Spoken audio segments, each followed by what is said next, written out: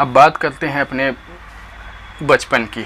मैं जब छोटा था, आज भी याद करता हूँ तो मुझे लगता है वाकई में बचपन को सुनहरे दिन कहा जाता है या जीवन की स्वर्णिम अवस्था कही जाती है तो यह गलत नहीं होगा। बचपन मानसिक समस्याओं से रहित, इन सब तमाम उपद्रवों से रहित और फिर एकदम मस्ती भरा समय होता है और उनकी यादें किसी को भी गुदगुदाने के लिए पर्याप्त होती हैं। ऐसी तमाम बचपन की यादें मेरे साथ भी हैं, एक एक करके हम उन पर चर्चा करेंगे।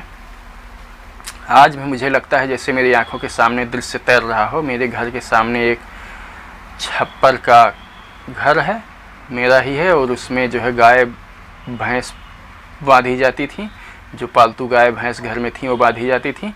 मुझे आज भी याद आता है कि मैं उस छप्पर के सामने की दीवार के पास बैठकर खेल रहा हूँ, कुछ गोलियाँ खेल रहा हूँ या ऐसा ही कुछ खेल रहा हूँ, और बाबा हैं मेरे, वो बाज़ार गए हैं और मैं सोच रहा हूँ कि वो वापस लौट के आएंगे। तो मैं शायद किसी नई कक्षा में गया हूँ, तीसरी या चौथी में, तो किताबें मेरे लिए लाने गए हैं और मैं उनका बेसब्री से इंतज़ार कर रहा हूँ। और मुझे एकदम से ये घटना याद है, एकदम उसी तरह से जैसे ये मेरे सामने अभी अभी घट रही हो।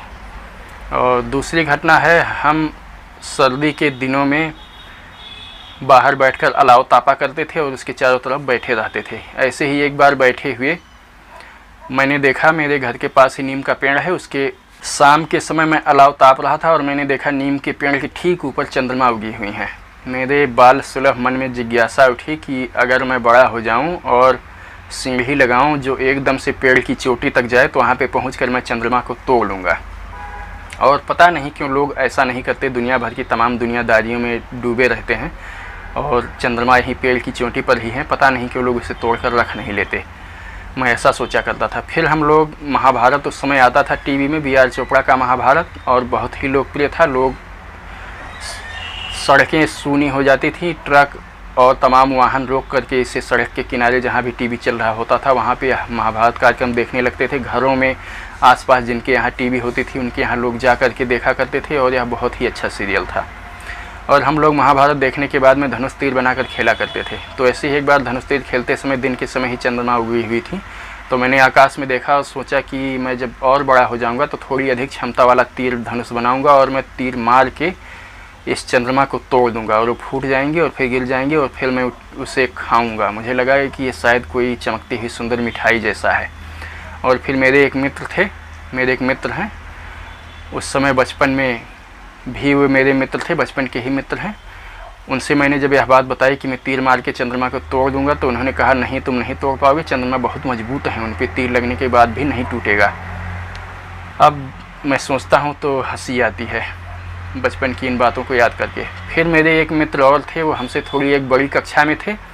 उन्होंने उस दिन शाम को जब खेलने आए मैदान में, हमसे मिले खलिहान में या स्कूल में खेलते समय हमसे मिले, तो कहने लगे कि आज मुझे स्कूल में पढ़ाया गया था, कल मुझे स्कूल में पढ़ाया गया था कि जब हमारे यहाँ दिन होता है तो अमेरिका में रात होती है।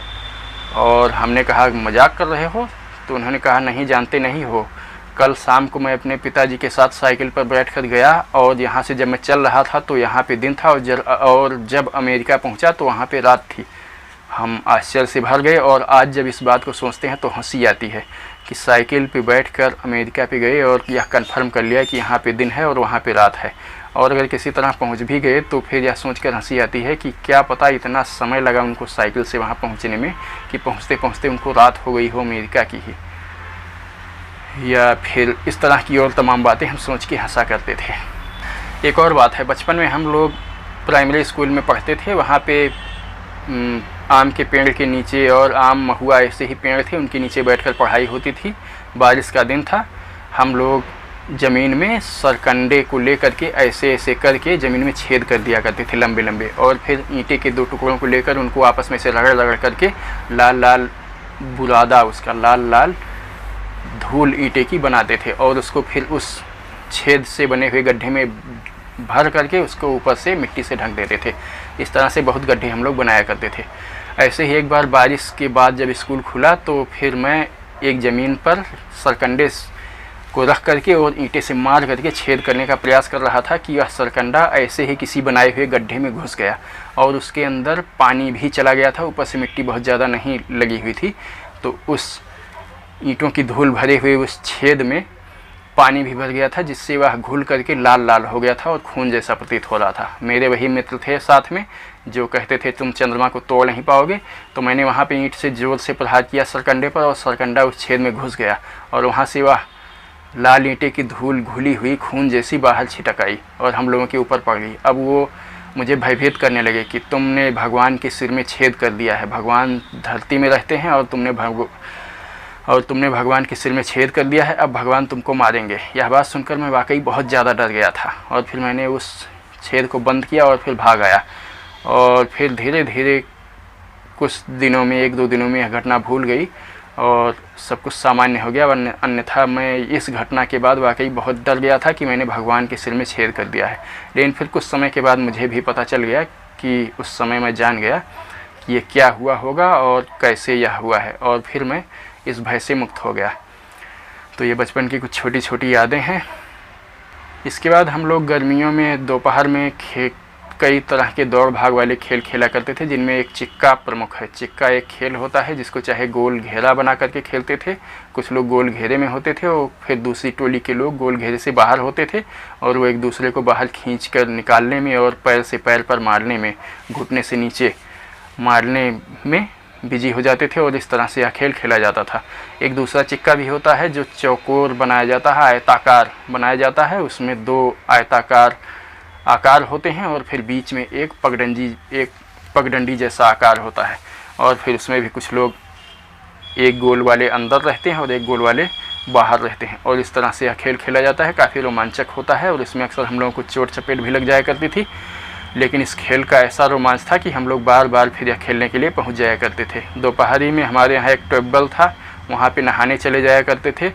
वहाँ की टंकी में कुछ लोग कूद करके और कुछ लोग उसमें घुस करके ऐसे ही नहाया करते थे। मैं कभी कूदने में समर्थ नहीं हो सका, मुझे अच्छा नहीं लगता था या भय लगता था ऊंचाई से उसमें कूदने में। हाँ, मैं उस टंकी की किनारे खड़े होकर ही उसमें कूदा करता था सुरक्षित दूरी से, और इस तरह से नहाकर हम लोग आनंद लेते थे। गर्मी में ट्यूबवेल या नदी में नहाने का अपना ही मज़ा है और बहुत ही आनंददायक होता है। इस तरह से हमारे यहाँ हमारा गांव पूरी तरह से वनस्पतियों से या प्राकृतिक संपदा से भरा हुआ है। चारों तरफ बहुत ही अच्छी हरियाली है और आम महुए के बहुत अच्छे बगीचे हैं।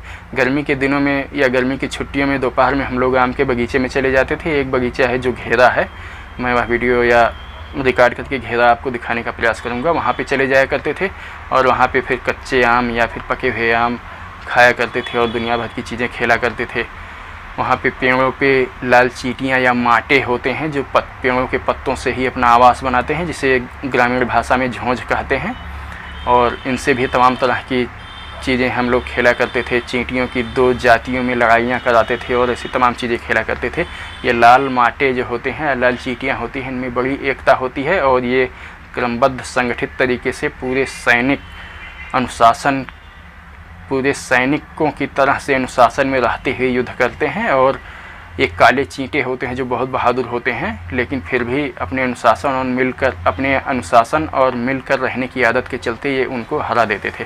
हम लोग इन सब का भी मज़ा लिया करते थे और इस तरह से बचपन में हम तमाम मनोविनोद की हरकतें किया करते थे।